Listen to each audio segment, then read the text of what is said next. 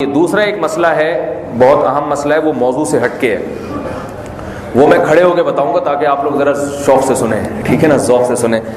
وہ مسئلہ یہ ہے کہ آج کل جادو ٹونوں کا رواج بہت بڑھ گیا ہے، آپ نے دیکھا ہوگا، عاملوں کا بھی بہت بڑھ گیا ہے رواج، دم درود کرتے ہیں، پھونکے منہ لگا رہے ہیں، کسی کے دھڑیوں میں درد ہو رہا ہے، کسی کے ٹخنوں میں درد ہو رہا ہے۔ میرے پاس کل فون آیا کسی صاحب کا، تبلیغ میں نکلے ہوئے 4 مہینے کے لیے، ان کے ساتھ دارالعلوم کورنگی کے بھی 2-3 علماء ہیں۔ دارالعلوم کورنگی جو ہمارا اپنا ادارہ ہے اور بالکل بھرک ادارہ ہے، وہ دارالعلوم کورنگی کے 2-3 علماء دم درود بھی کرتے ہیں۔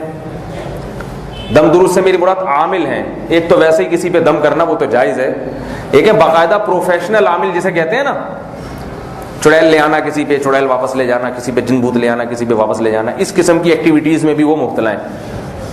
تو میں نے آپ کو بتایا سارے فراڈی ہوتے ہیں، 2 نمبر ہوتے ہیں، چاہے دارالعلوم سے ہو، چاہے جامعۃ الرشید سے، میرے اپنے ادارے سے ہی کیوں نہ تعلق ہو، چاہے میرا ہی خلیفہ کیوں نہ ہو، صحیح ہے نا۔ تو اس بارے میں میری رائے تو سب کے سامنے ہے۔ تو فون آیا، وہ صاحب کہہ رہے تھے، پشاور کے پٹھان ہیں، کہہ رہے کہ ان نے ہم پہ دم کر کر کے ہماری ہڈیوں میں درد کر دیا، پتہ نہیں کیا کر رہے ہیں عملیات، ہم سب کی ہڈیوں میں درد ہو رہا ہے، ہم بڑے پریشان ہیں، اور وہ فلاں فلاں فرقے سے ان کا تعلق ہے۔ تو یہ بہت سے لوگوں کو واسطہ پڑتا رہتا ہے عاملوں سے نا، جادو کر رہے ہیں، یہ کر رہے ہیں، وہ کر رہے ہیں۔ تو کہنے لگے آپ ہمیں کچھ بتا دیں کوئی پڑھنے کے لیے کچھ، تاکہ یہ ہڈیوں میں درد نہ ہو۔ میں نے کہا میں آپ کو ایک چیز بتاتا ہوں، انشاءاللہ آپ کی قیامت تک کبھی ہڈیوں کے علاوہ ہر چیز میں درد ہوگا، ہڈیوں میں درد نہیں ہوگا انشاءاللہ۔ تو میں نے کہا وہ آپ لوگ کو بھی بتا دوں، اور انٹرنیٹ میں پوری دنیا کے سامنے چلی یہ بات کہ عامل جب پھونک لگا رہے ہیں، آپ اس کی پھونک سے ڈر رہے ہیں، تو آپ کو ویسے ہی ڈوب کے مر جانا چاہیے۔ اس کے پاس پھونک ہے اور آپ کے پاس اللہ نے کیا دیا ہے؟ مکہ، اور وہ بھی پشاور کا مکہ، وہ پشاور کے تھے نا۔ تو بتاؤ پشاور کے مکے میں زیادہ طاقت ہے یا کراچی کی پھونک میں؟ ایک تو کراچی کے مکے کو پشاور کے مکے سے کمپیئر کریں، پھر پھونکوں کو آپس میں کمپیئر کریں، پھر پھونک بمقابلہ مکہ، اور پھر پھونک بھی کراچی کی اور مکہ کہاں کا؟ پشاور کا۔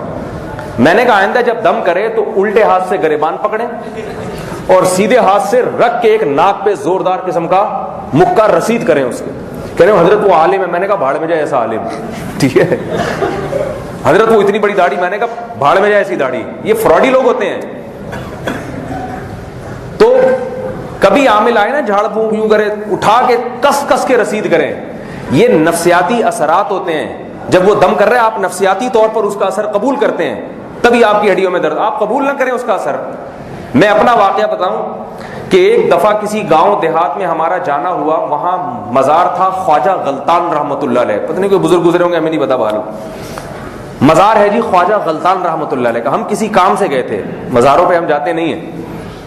ہمیں بتایا گیا کہ ان خواجہ غلطان رحمۃ اللہ علیہ کی اتنی بڑی کرامت ہے، اچھا بھائی جس کو دیر ہو رہی ہے تو وہ جا سکتا ہے کیونکہ بہت وقت ہو گیا ہے، تو ایسا نہ ہو پھر مجھے کہیں انہوں نے بٹھا کے رکھا ہوا ہے، جو بات دلچسپی سن رہے ہیں بیٹھ جائیں، ورنہ جمعے کی نماز تو ختم ہو گئی ہے نا، جو جانا چاہیں جا سکتے ہیں، کوئی پابندی نہیں ہے۔ تو نام بتایا گیا خواجہ غلطان رحمۃ اللہ علیہ، حالانکہ غلطان غلط سے نکلا ہے، غلطان کا مطلب غلطیاں کرنے والے، پتہ نہیں کیا نام ہوگا، بہرحال کہا کہ یہ بزرگ اتنے نیک تھے، اتنی کرامت ہے کہ ان کی قبر کے قریب اگر کوئی لیٹ جائے تو یہ بزرگ اندر سے اس کو دھکا دیتے ہیں، اور وہ لڑکتا ہوا کلابازیاں کھاتا ہوا دیوار سے جا کے، قبرستان کی آخری دیوار سے جا کے لگتا ہے۔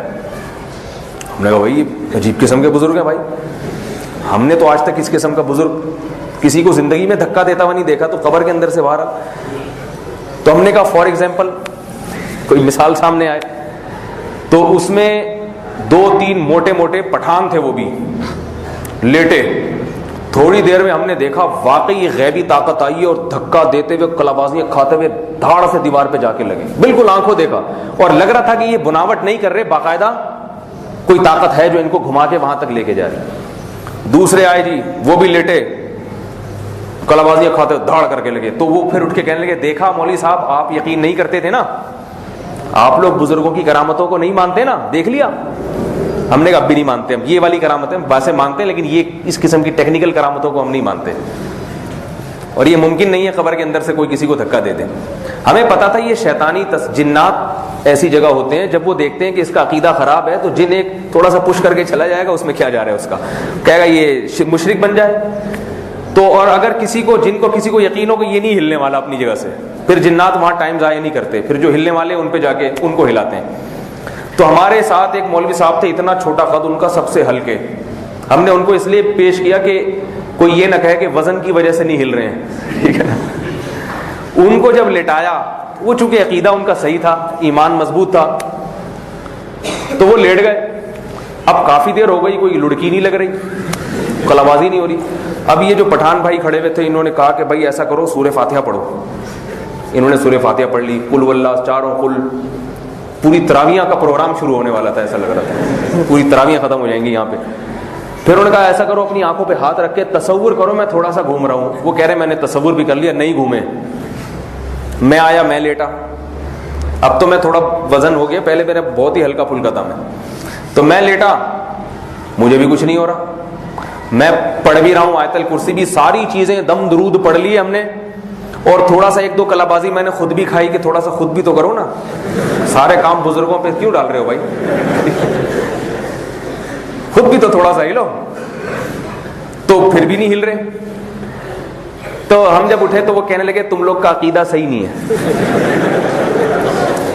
ہم نے کہا اب آپ ذرا ٹرائی کر کے دیکھیں. اب آپ لیٹے، ہمیں پتا تھا اب یہ بھی نہیں ہلیں گے. اب لیٹے تو وہ بھی نہیں ہل رہے.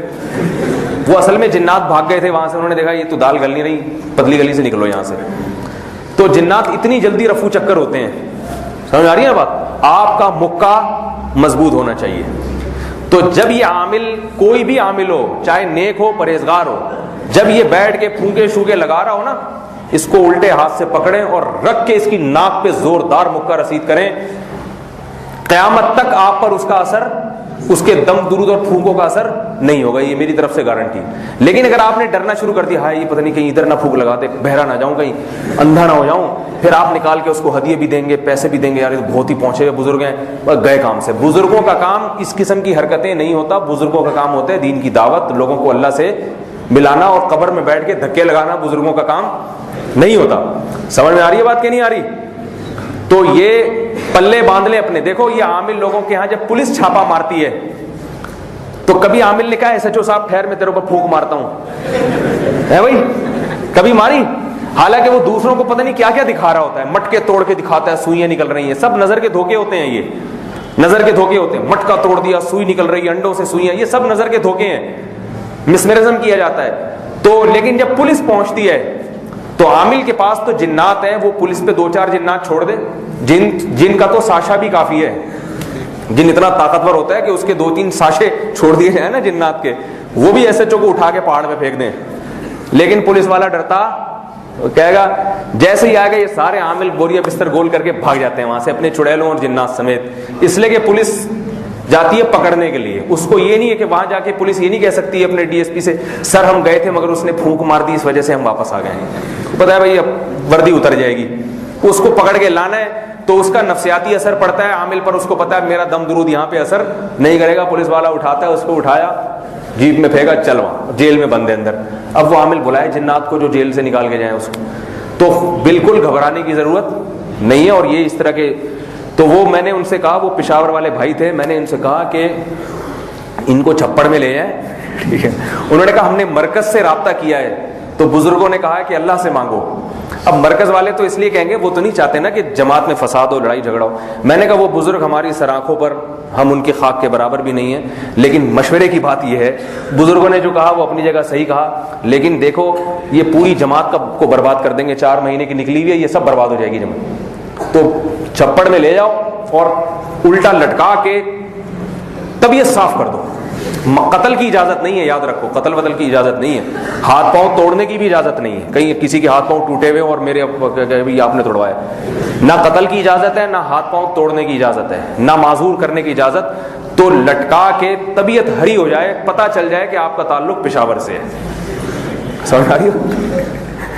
تو میں نے کہا انشاءاللہ اس کے بعد یہ کبھی کسی پہ پھونکے نہیں لگائیں گے. تو وہ بڑے خوش ہوئے، پشاور والے تھے، ٹھیک ہے نا. ان کے مطلب کی بات کی میں نے سمجھ میں آ گئی. ان کو پھر صحیح ہے، فلسفہ نہیں ہوگا انشاءاللہ. ٹھیک ہے. اب تک امید ہے کہ طبیعت ہری، کیونکہ یہ کل صبح کی بات ہے، اب تک امید ہے طبیعت ہری ہو چکی ہوگی انشاءاللہ. ٹھیک ہے. اللہ تعالیٰ سمجھنے کی، عمل کی توفیق عطا فرمائے. الحمدللہ رب العالمین والعاقبۃ للمتقین والصلاۃ والسلام علی رسولہ الکریم وعلی آلہ وصحبہ اجمعین.